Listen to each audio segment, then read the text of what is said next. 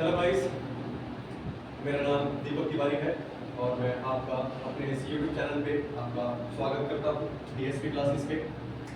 और मैं आज आपको हिस्ट्री क्लास 12 चैप्टर फर्स्ट 8 मन के तथा अस्थियां पढ़ाने वाला हूँ। तो बेसिकली चैप्टर शुरू करने से पहले मैं आप सभी को हड़प्पा सभ्यता के बारे में कुछ बातें बता देता हूँ जो काफी इंपॉर्टेंट है। ठीक है, सबसे पहली बात यह है कि हड़प्पन सिविलाइजेशन को सबसे पहली सिविलाइजेशन भी कहते हैं। मतलब हड़प्पा सभ्यता को सबसे पहली सभ्यता भी कहा जाता है और सबसे पुरानी सभ्यता भी कहा जाता है। ठीक है, साथ ही साथ हड़प्पा सभ्यता को काफी ज्यादा विकसित सभ्यता भी कहते हैं, काफी ज्यादा मॉडर्न सिविलाइजेशन भी कहा जाता है। इसके पीछे रीजन ये है कि यहाँ पर, ठीक है, यहाँ पर जो टेक्नोलॉजी पाई जाती थी, मतलब कहने का मतलब ये है कि इस समय हड़प्पन सिविलाइजेशन के अंदर में जिस प्रकार की टेक्नोलॉजी पाई जाती थी या जिस प्रकार का वहां पे आर्किटेक्चर पाया जाता था घरों का, जैसे हम बात करते हैं जल निकासी प्रणाली की बात करें, ठीक है, वहां के घरों के स्ट्रक्चर की बात करें, तो वो बहुत ज्यादा मॉडर्न हुआ करती थी। ठीक है, मॉडर्न कैसे मींस लाइक मैं आपको समझाता हूँ, एग्जांपल के साथ समझाता हूँ आपको मैं कि हड़प्पन सिविलाइजेशन को या हड़प्पा सभ्यता को विकसित सभ्यता क्यों कहा जाता है। ठीक है, सबसे पहले बात करेंगे वहां की जल निकासी प्रणाली के बारे में बात करते हैं, यानी वहां की बात करेंगे हम। सबसे पहले ड्रेनेज सिस्टम के बारे में बात करते हैं। जैसा कि आप लोग आज के समय पर हमारा ड्रेनेज सिस्टम देखते हैं, जल निकासी प्रणाली देखते हैं, जैसे हमारे सारे घर का गंदा पानी जो है वो नालियों में जाके इकट्ठा हो जाता है और नालियों का सारा गंदा पानी नालों में जाके इकट्ठा हो जाता है और इनको हम ढक कर रखते हैं तथा इनकी हम समय समय पर सफाई भी करते हैं। एग्जैक्टली ऐसे ही सेम जो टेक्निक थी, ऐसे ही सेम जो टेक्नोलॉजी थी वो हड़प्पा सभ्यता में इस्तेमाल की जाती थी। हम ये कह सकते हैं कि आज हमारे घरों का जो स्ट्रक्चर है, आज हमारे घरों को बनाने का जो तरीका है, सड़कों को बनाने का तरीका, नालियों को बनाने का तरीका, ठीक है, और जल निकासी प्रणाली, ये सारी की सारी जो चीजें हैं ये सब कहां से ली गई हैं? हड़प्पा सभ्यता से ली गई हैं। कहां से ली गई है? हड़प्पा सभ्यता से ली गई है। जब इसीलिए हम हड़प्पन सिविलाइजेशन को, हड़प्पा सभ्यता को सबसे विकसित सभ्यता कहते हैं, सबसे ज्यादा मॉडर्न सिविलाइजेशन कहते हैं। ठीक है, तो चैप्टर स्टार्ट करने से पहले एक चीज और सुन लो, ये बहुत इंपॉर्टेंट है। आपके पेपर में 1 नंबर का क्वेश्चन हमेशा पूछा जाता है कि who is the father of Indian archaeologist, यानी भारत के जो प्रथम, ठीक है, इतिहासकार रहे हैं, ठीक है, या कहूं मैं इंग्लिश में कहूं, सबसे जो प्रथम आर्कियोलॉजिस्ट रहे हैं भारत के, उनका नाम था अलेक्जेंडर कनिंघम। अपनी अपनी कॉपी में नोट डाउन कर लेना कि Alexander Cunningham he is the father of Indian archaeologist. इन्होंने भारत में सबसे पहले आर्कियोलॉजिकल सर्वे स्टार्ट करा था। अगर आपके पेपर में क्वेश्चन आता है पूछने के लिए कि भारत में सबसे पहले आर्कियोलॉजिकल सर्वे किसने किया था, आपके पेपर में अगर आता है कि सबसे पहले भारत में आर्कियोलॉजिकल सर्वे किसने किया था, तो आपको बस इतना लिख के आना है कि अलेक्जेंडर कनिंघम वो शख्स थे जिन्होंने भारत में सबसे पहले आर्कियोलॉजिकल सर्वे किया था। इसीलिए इनको the father of Indian archaeologist भी कहा जाता है। ठीक है, सो आज हम अपना चैप्टर स्टार्ट करते हैं। तो देखिएगा, चैप्टर हमारा है चैप्टर फर्स्ट, ठीक है, 8 बनके तथा अस्थियां। इस चैप्टर के अंदर हम पढ़ेंगे हड़प्पा सभ्यता के बारे में। ठीक है, पूरा का पूरा जो चैप्टर होगा, पूरा का पूरा जो कांसेप्ट होगा वो हमारा हड़प्पा सभ्यता का ही होगा। ठीक है, तो सबसे पहले बात करते हैं कि हड़प्पा सभ्यता जो है वो कब से लेकर कब तक चली थी। तो हड़प्पा सभ्यता हमारी जो है वो 2600 से लेकर 1900 ईसा पूर्व तक चली है। ये इसका टाइम ड्यूरेशन है, इस समय से लेकर इस समय तक हमारा चली है, यानी 2600 से लेकर 1900 ईसा पूर्व तक हड़प्पा सभ्यता हमारी चली है। ठीक है, उसके बाद बात करते हैं इसका दूसरा नाम क्या है? सिंधु घाटी की सभ्यता। जी हाँ, हड़प्पा सभ्यता को सिंधु घाटी की सभ्यता भी कहते हैं, यानी इसको इंडस वैली सिविलाइजेशन भी कहते हैं। इसके पीछे रीजन है, रीजन मैं आप लोगों को बताता हूं कि हड़प्पा सभ्यता को सिंधु घाटी की सभ्यता क्यों कहते हैं या इंडस वैली सिविलाइजेशन क्यों कहते हैं। वो इसलिए कहते हैं, सिंधु नदी के किनारे बसी हुई। कहां बसी थी? सिंधु नदी के किनारे। ठीक है, हड़प्पा सभ्यता को सिंधु घाटी की सभ्यता इसलिए कहते हैं क्योंकि ये सिंधु नदी के किनारे बसी थी, ठीक है, जो कि भारत से निकलती है, पाकिस्तान से होते हुए, ठीक है, अरब सागर के अंदर जाके मिल जाती है। ठीक है, तो पता लग गया कि सिंधु घाटी की सभ्यता क्यों कहते हैं, क्योंकि ये सिंधु नदी के किनारे बसी थी, इसी वजह से इसे सिंधु घाटी की सभ्यता कहते हैं। अगला देखो क्या है कि हड़प्पा सभ्यता की खोज, ठीक है, ये बहुत इंपॉर्टेंट है कि हड़प्पा सभ्यता की खोज किसके द्वारा, ठीक है, की गई थी और कब की गई थी। तो हड़प्पा सभ्यता की खोज जो थी वो 1921 में की गई थी। कब की गई थी? 1921 में, ठीक है। तो हड़प्पा सभ्यता की खोज 1921 में की गई थी दयाराम साहनी के द्वारा और राघवदास बनर्जी के द्वारा। ये दोनों नाम याद कर लेना, पेपर में 1 नंबर का क्वेश्चन यहां से पुटअप होता है कि हड़प्पा सभ्यता की खोज किसके द्वारा की गई थी और कब की गई थी। तो 1921 में की गई थी दयाराम साहनी, ठीक है, दयाराम साहनी और राघवदास बनर्जी के द्वारा इन दोनों की खोज की गई थी, ठीक है। अच्छा हाँ, मैं आप लोगों को एक चीज बताना भूल गया कि हड़प्पा सभ्यता का नाम हड़प्पा ही क्यों पड़ा था, ठीक है। तो इसके पीछे रीजन आपको बताता हूं मैं कि हड़प्पा सभ्यता का नाम हड़प्पा इस वजह से पड़ा कि सबसे पहले हमें जो इस सिविलाइजेशन के या इस सभ्यता के सबसे पहले जो सबूत मिले थे वो कहां से मिले थे? पाकिस्तान में एक गांव है जिसका नाम हड़प्पा है, वहीं से हमें मिला था, जिस वजह से इसको हम हड़प्पा सभ्यता की हड़प्पा सभ्यता कहते हैं। तो पता लग गया कि हड़प्पा सभ्यता इसको क्यों कहा जाता है, क्योंकि इस सभ्यता के सबसे पहले सबूत पाकिस्तान में गांव था जिसका नाम हड़प्पा था, वहां से ये सबूत मिले थे, इसी वजह से इसका नाम उसी गांव के नाम पर रख दिया गया, हड़प्पा सभ्यता, ठीक है। चलो आगे बढ़ते हैं कि ये तो आपको बता दिया। निर्वाह के तरीके की बात करते हैं। निर्वाह का मतलब होता है कि जीने के तरीके, मतलब वो अपना लोग, मतलब हड़प्पा सभ्यता के लोग अपना पेट भरने के लिए, ठीक है, किस प्रकार से वहां पर अपना जीवन बिताते थे, पेट भरने के लिए वो लोग क्या क्या करते थे। तो सबसे पहली चीज क्या है? निर्वाह के तरीके। निर्वाह के तरीके में सबसे पहला हमारा आता है कृषि, ठीक है। हड़प्पा सभ्यता के लोग कृषि कार्य करते थे, ठीक है। कृषि कार्य क्यों करते थे मैं आपको बताता हूं। अब जैसा कि आप लोगों को मैंने बताया है कि हड़प्पा सभ्यता जो है वो सिंधु नदी के किनारे बसी हुई है। इट मींस वहां की जमीन जो है वो काफी ज्यादा उपजाऊ है और उपजाऊ होने की वजह से वहां पर कृषि कार्य जो है वो काफी अच्छी तरीके से किया जाता था, ठीक है। तो हड़प्पा सभ्यता के लोग अपना पेट भरने के लिए, अपने निर्वाह के लिए, अपने आप को जिंदा रखने के लिए वो लोग कृषि कार्य करते थे और कृषि में वो लोग सफेद चना, जौ, रई, जई, मक्का, ठीक है, गेहूं, इन सब का उत्पादन करते थे, ठीक है। आगे देखो, उसके बाद पशुपालन, ठीक है। हड़प्पा सभ्यता के लोग पशुपालन भी करते थे, वो लोग गाय, भैंस, बकरी, ठीक है, इन सभी जानवरों को पाला भी करते थे, पशुपालन भी वो लोग करते थे। यानी कृषि कार्य के करने के साथ साथ, यानी वो लोग फसल तो उगाते थे, साथ ही साथ वो लोग कृषि कार्य भी करते थे, सॉरी पशुपालन भी करते थे। पशुपालन के बाद में हमारा आता है पेड़ पौधों से पर्याप्त उत्पाद। मतलब हड़प्पा सभ्यता के लोग पेड़ पौधों से जो भी उनको वस्तुएं मिलती थी, जैसे आपका कंदमूल हो गया, कंदमूल आप समझते होंगे कंदमूल को कहते हैं, कंदमूल मतलब हो गया फल, फ्रूट, सब्जियां, इन सबको कहते हैं कंदमूल, ठीक है। तो हड़प्पा सभ्यता के लोग पेड़ों से उत्पाद भी प्राप्त करते थे, यानी पेड़ों से जो ये चीजें मिलती थी, कंदमूल जो चीजें मिलती थी वो सब उनका उपयोग करते थे। उसके बाद क्या लिखा हुआ है? मछली तथा मांस का सेवन करना, मछली तथा मांस का सेवन करना। देखो हड़प्पा सभ्यता के लोग, ठीक है, जरूरत पड़ने पर वो लोग शिकार भी करते थे। हड़प्पा सभ्यता के जो लोग थे वो जरूरत पड़ने पर शिकार भी करते थे और शिकार में वो लोग बड़े-बड़े जानवरों को मारते थे और उनके मांस को इकट्ठा करके रखते थे ताकि उनका इस्तेमाल वो बाद में कर सकें, ठीक है।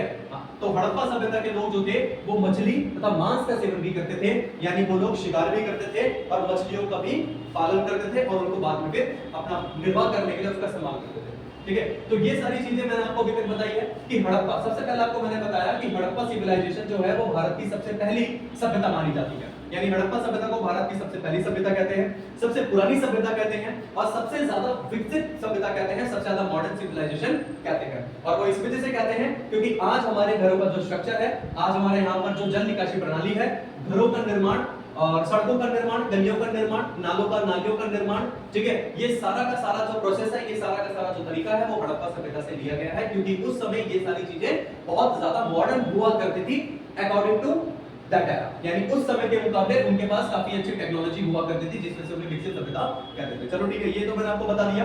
फिर मैंने आपको बताया था कि हड़प्पा सभ्यता की जो टाइम ड्यूरेशन है वो 2600 से लेकर 1900 ईसा पूर्व तक है। इसको सिंधु घाटी की सभ्यता भी कहते हैं और वो क्यों कहते हैं? क्योंकि ये सिंधु नदी के किनारे बसी हुई थी। इसकी जो खोज थी वो 1921 में दयाराम साहनी और राघवदास बनर्जी के द्वारा की गई थी।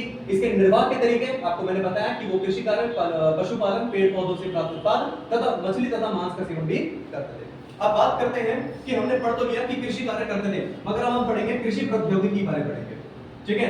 कि प्रौद्योगिकी का मतलब होता है टेक्नोलॉजी, प्रौद्योगिकी मतलब होता है टेक्नोलॉजी, यानी कृषि प्रौद्योगिकी मतलब वो कृषि कार्य करने के लिए कौन सी टेक्नोलॉजी का इस्तेमाल करते थे। तो हड़प्पा सभ्यता के लोग कृषि कार्य करने के लिए, ठीक है, बैलों का प्रयोग करते थे। सबसे पहली बात तो क्या है, बैलों का प्रयोग करना, यानी वो अपने खेतों को जोतने के लिए, ठीक है, हड़प्पा सभ्यता के लोग अपने खेतों को जोतने के लिए, उनको प्लस करने के लिए, ठीक है, कृषि योग्य बनाने के लिए वो लोग बैलों का इस्तेमाल करते थे। अच्छा, हम हिस्ट्री में जो भी बातें पढ़ते हैं या जो भी हम समझते हैं अपने इतिहास के बारे में, अपने पास्ट के बारे में, ठीक है, तो हम हवा में बातें नहीं करते। इसके पीछे हमें कोई ना कोई सबूत मिलते हैं, कोई ना कोई हमें एविडेंस मिलते हैं जिसके द्वारा हम ये बातें कहते हैं। अगर मैं आप लोगों को कह रहा हूं कि हड़प्पा सभ्यता के लोग खेती बाड़ी करते थे या हड़प्पा सभ्यता के लोग बैलों का प्रयोग करते थे, तो इसके कोई ना कोई सबूत मिले होंगे खुदाई के दौरान। यानी जब हमने हड़प्पा सभ्यता की डिस्कवरी करी तो उसकी डिस्कवरी के दौरान, उसकी खुदाई के दौरान हमें कोई ना कोई सबूत मिले होंगे जिस वजह से हमें ये सारी इंफॉर्मेशन पता चल रही है,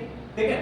तो मैंने आपको बताया कि हड़प्पा सभ्यता के जो लोग हैं वो बैलों का प्रयोग करते थे। अब बैलों का प्रयोग करते थे, इसके सबूत हमें कहां से मिले हैं? इसके सबूत मिले हैं कालीबंगन से, ठीक है। कहां से मिले हैं? कालीबंगन। कालीबंगन जो है वो कहां पर है? राजस्थान के अंदर में है, ठीक है। कालीबंगन, ये लोकेशन याद रखना, कई बार आप लोगों से मैप में ये क्वेश्चन पूछा जाता है, ठीक है।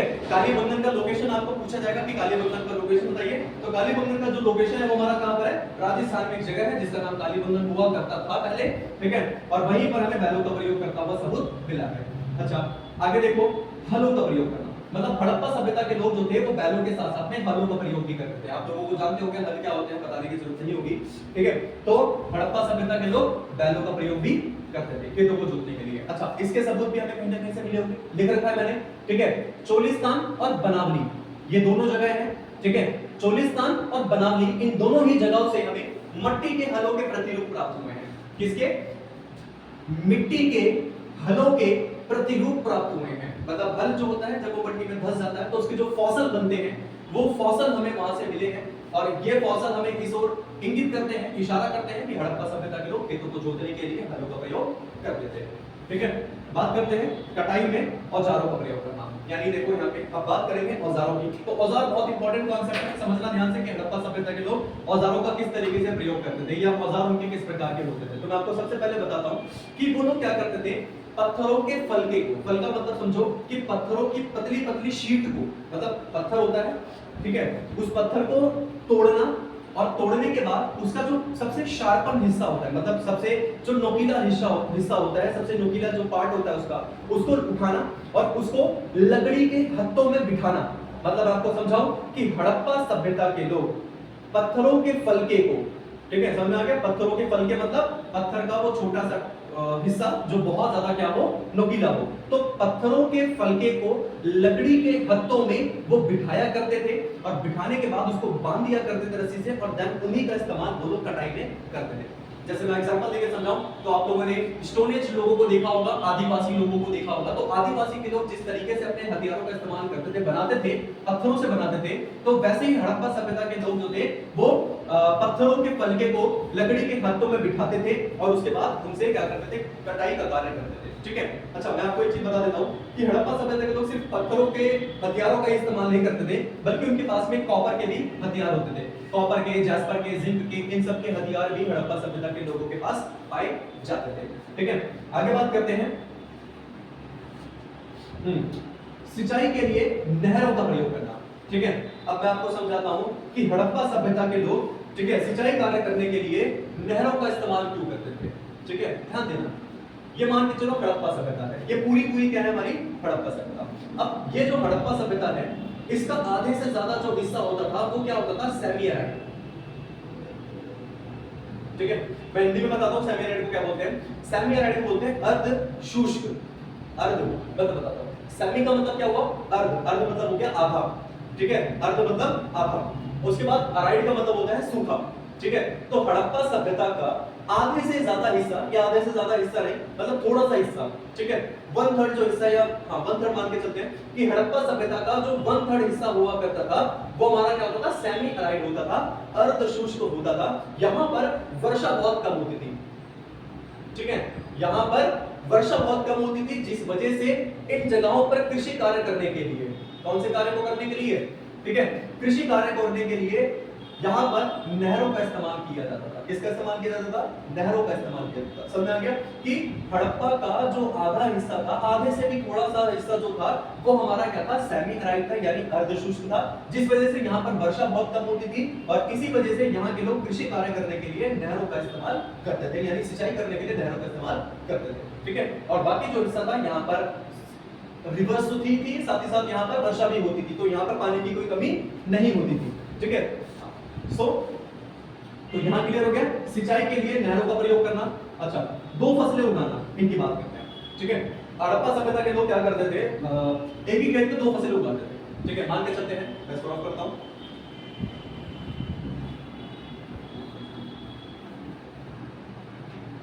देखिए, मान के चलिए ये खेत हो गया। ठीक है, अब इस खेत के दो हिस्से कर देता हूं मैं, यहां पर कुछ और उगाना और यहां पर क्या करना? कुछ और उगाना। यानी हड़प्पा सभ्यता के लोग एक ही खेत में दो दो फसलें उगाते थे, एक ये और एक ये। मतलब यहाँ तो मान के चलो आलू उगाया जा रहा है, ठीक है, और यहीं पर हमारा क्या उगाया जा रहा है? मटर उगाई जा रही है, या इधर कोई और फसल उगाई जा रही है, या कोई इधर और फसल उगाई जा रही है। ठीक है, अच्छा, मुझे आप लोग ये बताना कमेंट सेक्शन में, अगर आप लोग कमेंट करते हैं तो कमेंट सेक्शन में मुझे बताना कि क्या कृषि करने के लिए ये तरीका बेस्ट है या ये तरीका बेकार है। या आप लोग मुझे बताना, ठीक है, कि कृषि करने के लिए ये तरीका अच्छा तरीका माना जाता है या बेकार तरीका माना जाता है। ठीक है, इससे हमें फायदा होगा या इससे हमें नुकसान होगा। ठीक है, ये मुझे बताना, आप लोग क्वेश्चन है आप लोगों का। और आगे बढ़ते हैं। ठीक है, तो दो फसलें उगाना, हड़प्पा सभ्यता के लोग जो थे वो दो फसलें उगाते थे। अच्छा, ये टॉपिक हमारा कंप्लीट हो गया कि आपको मैंने निर्वाह के तरीके बता दिए कि वो लोग जीने के लिए क्या करते थे, खान पान के लिए क्या करते थे वो लोग। फिर वो कृषि प्रौद्योगिकी यानी बैलों का प्रयोग करना, हलों का प्रयोग करना, कटाई के लिए औजारों का प्रयोग करना, सिंचाई का, और दो फसलों का उगाना, मतलब दो फसलें उगाना। ठीक है, अब बात करेंगे हड़प्पा सभ्यता की लिपि के बारे में। ठीक है, ये बहुत इंपॉर्टेंट कॉन्सेप्ट है, आप इसको ढंग से समझना, बहुत मेन इंपॉर्टेंट टॉपिक है, क्योंकि पेपर में मान के चलो 3 मार्क्स का जो क्वेश्चन है आपका, ठीक है, वो यहां से फंसने के चांसेस होते हैं। इसके आने के लगभग मान के चलो 85% चांसेस हैं, 75 से लेकर 85 के बीच में इसके चांसेस हैं। ये पेपर में 3 नंबर का क्वेश्चन आपका फंस के आएगा कि हड़प्पा सभ्यता की लिपि से आप क्या समझते हैं, या हड़प्पा सभ्यता की लिपि के विशेषताएं आप बताइए। ठीक है, बहुत इंपॉर्टेंट क्वेश्चन है आप लोगों का। अच्छा हाँ, एक चीज मैं और आपको बताना चाहूंगा कि ये जो मैं आपको चैप्टर समझा रहा हूं, इस चैप्टर के जो कंप्लीटली नोट्स हैं, पूरे कंप्लीटली नोट्स एनसीईआरटी बेस्ड जो क्वेश्चन आंसर्स हैं आप लोगों के, या मैं नोट्स हैं आप लोगों के, वो हमारा एक ऐप है। ठीक है, ऐप का नाम है डीएसपी क्लासेस। ठीक है, ये हमारा ऐप है जो आपको प्ले स्टोर पे मिल जाएगा। आप वहां जाना, आप वहां पे डीएसपी क्लासेस को सर्च करना, आपको हमारा पहला ही ऐप दिखेगा। उस ऐप को डाउनलोड करना। उस ऐप के अंदर में आपको क्लास 12 के हिस्ट्री के हर एक चैप्टर के हैंडमेड नोट्स मिल जाएंगे। साथ ही साथ जल्दी ही मैं उस पर आपके, क्योंकि जैसा आपको पता होगा कि आपका इस बार का पेपर का पैटर्न चेंज हुआ है। ठीक है, पेपर का पैटर्न चेंज कैसे? उसमें आपको बोला गया है कि 75% जो है आपका, या 70 नहीं, 75 नहीं, सॉरी 70% जो आपका है वो कौन सा बेस्ड है? एमसीक्यू बेस्ड क्वेश्चंस आ रहे हैं। ठीक है, और एमसीक्यूज भी अलग-अलग आ रहे हैं इसके अंदर में। ऐसा नहीं कि सिर्फ आपको मल्टीपल चॉइस क्वेश्चन के रूप में आपको एक क्वेश्चन दे दिया और 4 ऑप्शंस दे दिए, आपको उसमें से चूज करना है। नहीं, इसमें असर्शन रीजंस भी आ रहे हैं, इसमें मैच द फॉलोइंग भी आ रहे हैं, इसके अंदर में आपका रीऑर्डरिंग भी आ रही है। ठीक है, आपको इसमें फिल इन द ब्लैंक्स भी आ रहे हैं, आपको इसमें ट्रू फॉल्स भी देखने को मिल सकते हैं। ठीक है, प्रॉबेबली चांसेस है ट्रू फॉल्स देखने को मिलते हैं, नहीं मिलते, वो मुश्किल है थोड़ा सा, मगर 70% आपका जो है वो एमसीक्यू बेस्ड क्वेश्चन है। और एमसीक्यूज के अंदर में कई टाइप्स के क्वेश्चंस आएंगे। तो मैं इस ऐप पर आपको नोट्स तो मैंने आपके अपलोड कर दिए हैं, नोट्स के साथ साथ में आपको जो एमसीक्यूज हैं हर एक चैप्टर के, ईच एंड चैप्टर के जो एमसीक्यूज हैं वो आपको ऐप पर ही मिल जाएंगे। तो इस वीडियो को देखने के बाद अगर आपको ये चैप्टर समझ में आता है और आपको ये चैप्टर के नोट्स चाहिए, वो भी फ्री ऑफ कॉस्ट में आपको चाहिए, तो आप इस ऐप को डाउनलोड कर लें। ठीक है, तो ज्यादा टाइम नहीं लूंगा, मैं आगे बढ़ता हूं। तो बात करते हैं हड़प्पा सभ्यता की लिपि की विशेषता के बारे में बात करेंगे। देखो, हड़प्पा सभ्यता की जो लिपि थी, ठीक है, हाँ, हड़प्पा सभ्यता की लिपि जो थी वो चित्रात्मक लिपि थी। कौन सी लिपि थी? चित्रात्मक लिपि। ठीक है, मतलब हम अपनी बातों को, या सबसे पहले बात करता हूं लिपि, समझाता हूं मैं आपको लिपि होती क्या है। ठीक है, ध्यान से देखना, लिपि का मतलब क्या होता है। देखिए, लिपि की बात करता हूं। देखो, अभी मैंने आपको ये सारी की सारी जो बातें समझाई हैं, ये कौन सी भाषा में समझाई है? ये कह सकते हो आप हिंदी में समझाई है, मगर इसका फॉन्ट जो है वो क्या है? शाब्दिक है। ठीक है, मतलब हम अपनी बातें जो समझाते हैं या अपनी बातें हम जो लिखते हैं या हम जो बोलते हैं वो हम शब्दों के माध्यम से बोलते हैं। यानी हम कह सकते हैं सिंपल लैंग्वेज में, हम अपनी बातों को समझाने के लिए, हम अपनी बातों को लिखने के लिए शब्दों का इस्तेमाल करते हैं। सेम वैसे ही हड़प्पा सभ्यता के लोग अपनी बातों को समझाने व लिखने के लिए चित्रों की मदद लेते थे। मतलब चित्रों के माध्यम से वो अपनी बातों को समझाया करते थे। किसके माध्यम से? चित्रों के माध्यम से, जिस वजह से हड़प्पा सभ्यता की लिपि को चित्रात्मक लिपि भी कहते हैं। और इसी को हम क्या बोलते हैं? मतलब ऐसा तरीका जिसके द्वारा हम अपनी बातों को समझा रहे हैं और लिख रहे हैं उसको लिपि कहते हैं। ठीक है, तो ये जो है ये लिपि है। और हड़प्पा सभ्यता के लोग अपनी बातों को समझाने के लिए, अपनी बातों को लिखने के लिए चित्रों के माध्यम से समझाते थे और चित्रों के माध्यम से ही लिखते थे। तो जिस वजह से उसकी लिपि को क्या बोलते हैं? चित्रात्मक लिपि कहते हैं। उसके बाद दाएं ओर से बाईं ओर लिखी जाती थी। मतलब जैसे हम उर्दू लिखते हैं, उर्दू की तरह ही हड़प्पा सभ्यता की लिपि को लिखा जाता था। किसकी तरह? उर्दू की तरह हड़प्पा सभ्यता की लिपि को लिखा जाता था। उसके बाद प्राप्त चिन्हों की संख्या, ठीक है, 375 से लेकर, ध्यान देना, 375 से लेकर 400 चिन्हों तक को हम पहचान चुके हैं। मतलब हम 375 से लेके 400 चिन्हों को ही पहचान पाए हैं अभी तक। ठीक है, हड़प्पा सभ्यता की लिपि को, मतलब हड़प्पा सभ्यता की लिपि में बहुत सारे चिन्ह हैं, अनंत चिन्ह हैं, काफी सारे चिन्ह हैं। ठीक है, मगर हम उन चिन्हों में से सिर्फ इतने ही चिन्ह पहचान सके हैं, इतने ही चित्रों को पहचान चुके हैं जिनका मतलब हम निकाल सके हैं। ठीक है, बाकी चिन्ह हम नहीं पढ़ पाए, उसका मतलब हम नहीं निकाल पाए। इसी वजह से इस लिपि को रहस्यमय लिपि भी कहते हैं। क्या कहते हैं इसको? हम रहस्यमय लिपि भी कहते हैं। ठीक है, तो दोबारा देख लो एक बार कि रहस्यमय लिपि क्यों कहते हैं। तो आपको अगर देखो पेपर में क्वेश्चन आता पूछता है कि हड़प्पा सभ्यता की लिपि को रहस्यमय लिपि क्यों कहा जाता है, तो आपको इतना लिख के आना है कि रहस्यमय लिपि इसको इसलिए कहा जाता है, यानी हड़प्पा सभ्यता की लिपि को रहस्यमय लिपि इसलिए कहते हैं क्योंकि आज तक इसे पढ़ा नहीं जा सका और इसका मतलब नहीं निकाला जा सका। इस वजह से इस लिपि को रहस्यमय लिपि भी कहते हैं। ठीक है, चलो होपफुली कितना समझ में आ चुका होगा। आगे बढ़ता हूं इस चैप्टर के अंदर में। ठीक है, हाँ, तो अब हम बात करेंगे, देखो हड़प्पा सभ्यता की हमने बेसिक चीजें तो पढ़ ली, हमारा बेस इस चैप्टर का क्लियर हो चुका है। ठीक है, मजबूत हो चुका है। अब हम बात करेंगे मोहनजोदड़ो की। किसकी बात करेंगे? मोहनजोदड़ो की बात करते हैं, या इसको इंग्लिश में कहूं तो मोहनजोदारो की बात करते हैं। आप लोगों की इसके ऊपर एक मूवी बनी हुई है। ठीक है, आप लोग अगर वो मूवी देखने का आपके पास टाइम है तो वो मूवी देखोगे तो आपको और भी बेहतरीन तरीके से ये चैप्टर समझ में आएगा। मोहनजोदारो मूवी का नाम है, जिसमें हमारा मेरे ख्याल से हीरो है ऋतिक रोशन। ठीक है, ऋतिक रोशन इस मूवी का हीरो है और आप ये मूवी देखना, आपको अच्छे से समझ में आएगा कि मोहनजोदड़ो के बारे में क्या बताया गया है। ठीक है, तो मोहनजोदारो जो है या मोहनजोदड़ो जो है वो एक नियोजित शहरी केंद्र है। क्या है वो? एक नियोजित शहरी केंद्र है। ठीक है, मतलब नियोजित का मतलब क्या होता है? नियोजित, ये रहा नियोजित हमारा। ठीक है, नियोजित का मतलब क्या होता है? इसका मतलब होता है नियोजन। नियोजन का मतलब होता है प्लानिंग करना। मतलब कहने का मतलब यह है कि हड़प्पा सभ्यता के जो मोहनजोदारो था, जो कि एक शहर था, एक बहुत बड़ा शहर था, इसको हम कैपिटल भी कह सकते हैं, इसको हम सेंटर भी कह सकते हैं हड़प्पा सभ्यता का। तो इसको नियोजन करके बनाया गया था, इसको प्लान करके बनाया गया था और इसी वजह से ये काफी ज्यादा महत्वपूर्ण माना जाता है। ठीक है, और साथ ही साथ मोहनजोदाड़ो के अंदर या मोहनजोदड़ो के अंदर आपकी दो सभ्यताएं देखने को मिलती हैं। सॉरी, दो सभ्यता कह रहा हूं मैं, दो बस्तियां देखने को मिलती हैं। कितनी बस्ती? दो बस्ती देखने को मिलती है। पहली बस्ती कौन सी है? देखो यहां लिख रखा है मैंने, हड़प्पाई बस्तियां। दो बस्ती देखने को मिलती है। सबसे पहली बस्ती हमारी कौन सी है? एक तो है हमारा निचला शहर और दूसरा हमारा कौन सा है? दुर्ग। ठीक है, मैं इन दोनों के बारे में समझाता हूं और इनके बारे में जो नोट्स हैं वो आपको वहां पे डीएसपी क्लासेस के ऐप पे आपको मिल जाएंगे। सो देखो, निचले शहर के बारे में बात करते हैं।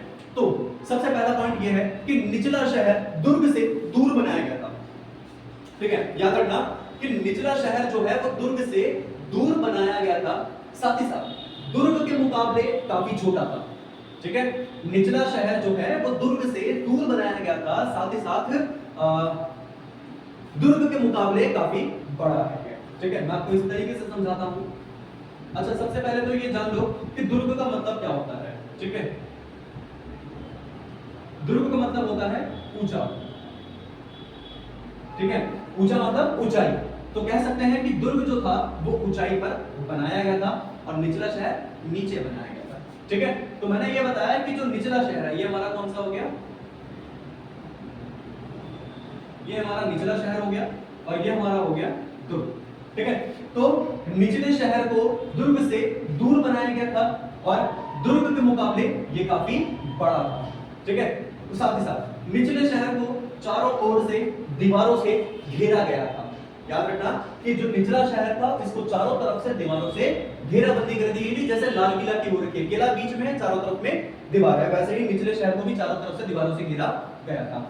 उसके बाद में निचले शहर के लोगों को, ध्यान देना, निचले शहर के लोगों को दुर्ग के मुकाबले काफी कम संसाधन प्राप्त थे। निचले शहर के लोगों को दुर्ग के मुकाबले काफी कम संसाधन प्राप्त थे, काफी कम अधिकार प्राप्त थे, इनके साथ अत्याचार होता था। मैं ऐसा कह सकता हूं कि हड़प्पा सभ्यता के अंदर जो लोग नीची कास्ट के होते थे, या जो लोग गरीब होते थे, जो लोग व्यापारी होते थे, जो लोग किसान होते थे, ठीक है, जो लोग मतलब लेबर क्लास के जो लोग थे वो निचले शहर में रहते थे। और वहीं अगर बात करूं राजा महाराजा, ठीक है, अमीर लोग, ऊंची जात के लोग, पैसे वाले लोग, ठीक है, जिन्हें हम कुलीन वर्ग भी कहते हैं या अभिजात वर्ग भी कहते हैं, ठीक है, तो वो लोग कहां रहते थे? वो लोग दुर्ग में रहते थे। कहां रहते थे वो लोग? दुर्ग में रहते थे। एक मिनट पानी पीओ बस।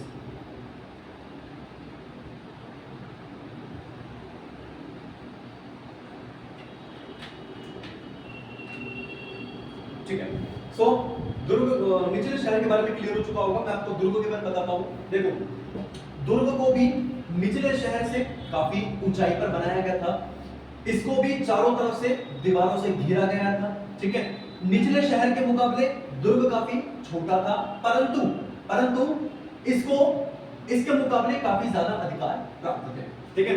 और कहा यह जाता है कि दुर्ग के अंदर में राजा महाराजा रहा करते होंगे, अमीर लोग रहते होंगे, ठीक है, जिन्हें हम अभिजात वर्ग कहते हैं, वो वहां पर रहते होंगे। ऐसा क्यों कहते हैं? क्योंकि जब हम दुर्ग की खुदाई कर रहे थे तो दुर्ग की खुदाई करते दौरान हमें वहां से बहुत सारी ऐसी वस्तुएं प्राप्त होती हैं जो काफी ज्यादा महंगी थी, लग्जरियस चीजें। जैसे अगर लग्जरियस चीज की बात करूं मैं, तो हाथी के दांत के बने हुए बर्तन मिलना, आभूषण प्राप्त होना, ठीक है, इत्र की बोतल प्राप्त होना। तो ये जो चीजें हैं जो काफी ज्यादा लग्जरियस मानी जाती थी, जो काफी ज्यादा महंगी मांगी जाती थी, ठीक है, ये सारी चीजें जो है वो कहां से मिली है? दुर्ग से मिली है। इसलिए हम कहते हैं कि दुर्ग के अंदर में राजा महाराजा रहा करते होंगे, ठीक है।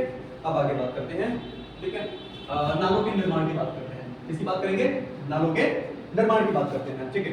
अब देखो, जैसा कि मैंने आपको पहले भी बताया है, हड़प्पा सभ्यता के अंदर में, ठीक है, जो नाली थी, जो नालियां थी, वो आज की तरह ही सेम थी, एग्जैक्टली सेम थी। तो यहाँ पे देखो क्या लिखा हुआ है, नालों का निर्माण। सबसे पहला पॉइंट हमारा ग्रिड पद्धति, ठीक है। अब ग्रिड पद्धति क्या है, ध्यान से सुनना। हड़प्पा सभ्यता के अंदर जितनी भी नालियां थी, हड़प्पा सभ्यता में जितनी भी नालियां थी, जितनी भी सड़कें थी, जितनी भी गलियां थी, उन सभी को ग्रिड पद्धति के द्वारा बनाया गया था। कौन सी पद्धति? ग्रिड पद्धति के द्वारा बनाया गया था। अब ये ग्रिड पद्धति होती क्या? ग्रिड पद्धति में एक सीधी लाइन जो होती है वो एक दूसरे को समकोण पर काटने का काम करती है, मतलब वो बनाती है 90 डिग्री के एंगल।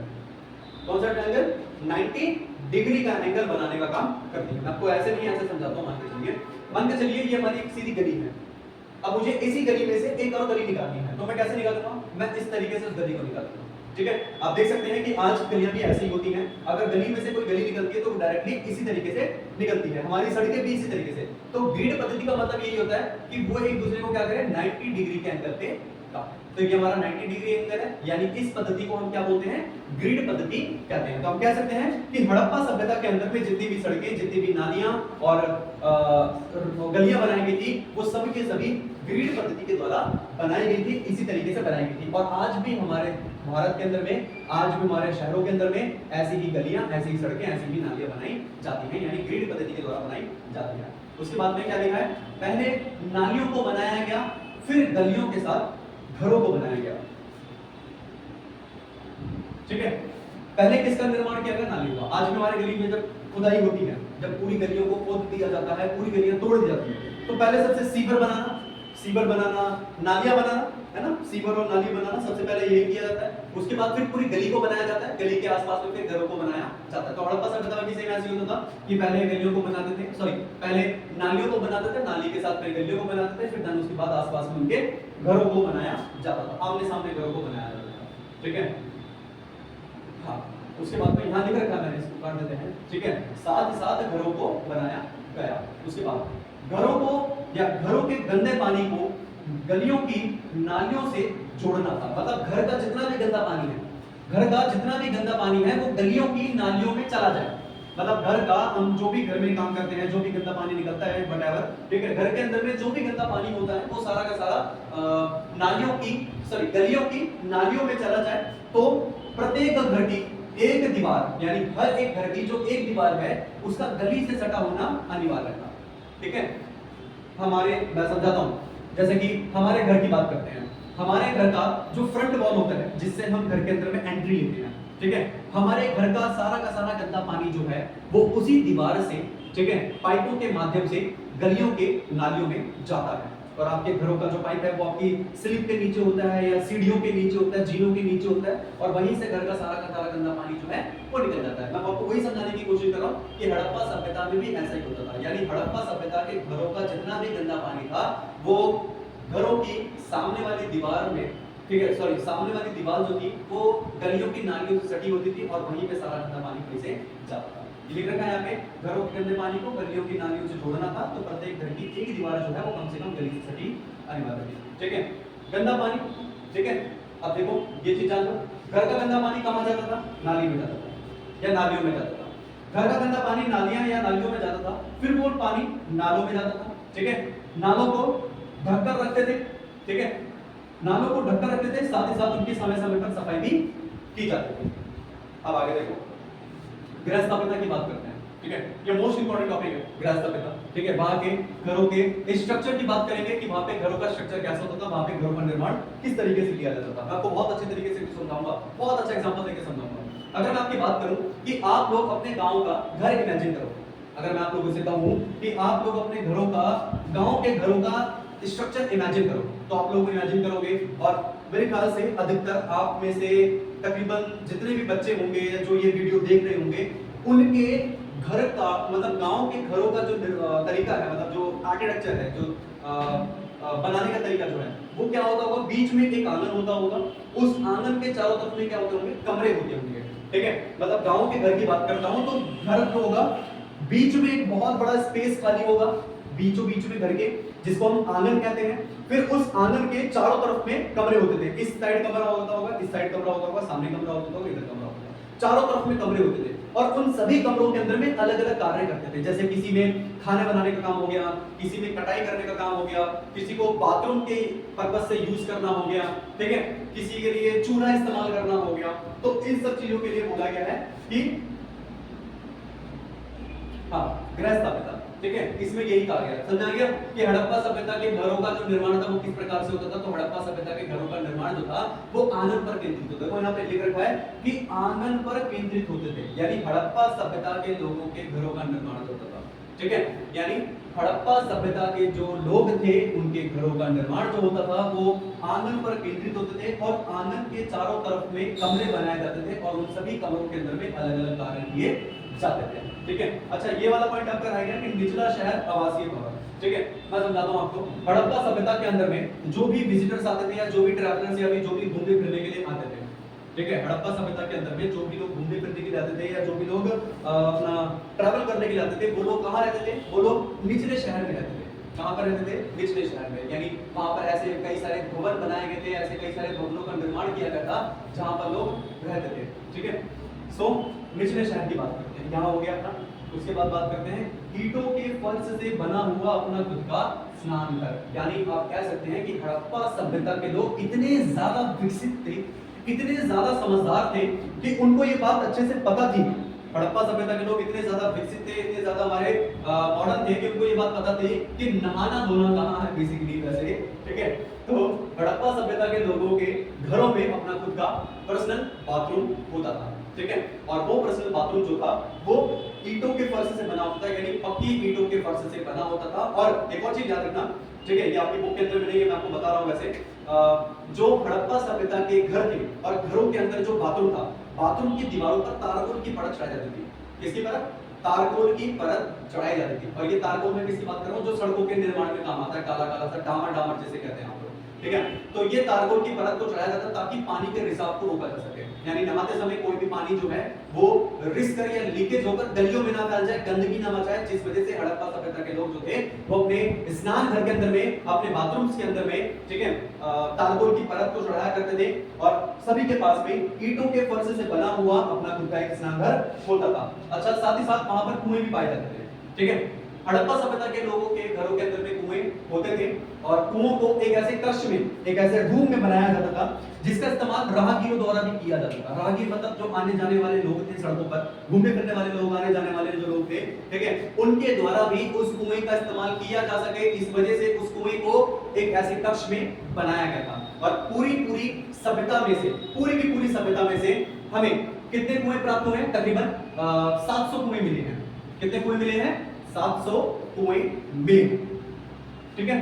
तो बेसिकली ये हमारा हड़प्पा सभ्यता का मैंने आप लोगों को बेसिक इंट्रोडक्शन कह सकते हो, या आपको मैंने चैप्टर की स्टार्टिंग आप लोगों को बताई है। अगर आपको ये मेरी वीडियो पसंद आई, मेरे पढ़ाने का स्टाइल आपको पसंद आया, ठीक है, या मैं कुछ और भी इसमें इंप्रूवमेंट कर सकता हूं, तो आप लोग मुझे कमेंट सेक्शन बताएं और प्लीज मेरे चैनल को सब्सक्राइब करें, अपना बेल आइकन को दबाएं और ज्यादा से ज्यादा कमेंट करें और इसको शेयर करने की कोशिश करें ताकि मुझे मोटिवेशन मिल सके और मैं आप लोगों के लिए ऐसे ही काफी अच्छी इंटरेस्टिंग वीडियोस बना सकूं इस चैप्टर के ऊपर में। और आप लोग अगर मेरे साथ जुड़ते हैं और मेरे साथ पढ़ते हैं, ठीक है, तो मैं आपको यकीन दिलाता हूं आप लोगों को हिस्ट्री में कभी भी बोरियत फील नहीं होगी। आपको हिस्ट्री आपका फेवरेट सब्जेक्ट बन जाएगा, आप लोगों के 90 प्लस नंबर आएंगे, ये मेरी गारंटी है। आप बिल्कुल बेफिक्र रहिए, बस लाइक करिए, सब्सक्राइब करिए और इसको शेयर करिए ज्यादा से ज्यादा। और कोई गलती है मुझे बताइए। Thank you so much.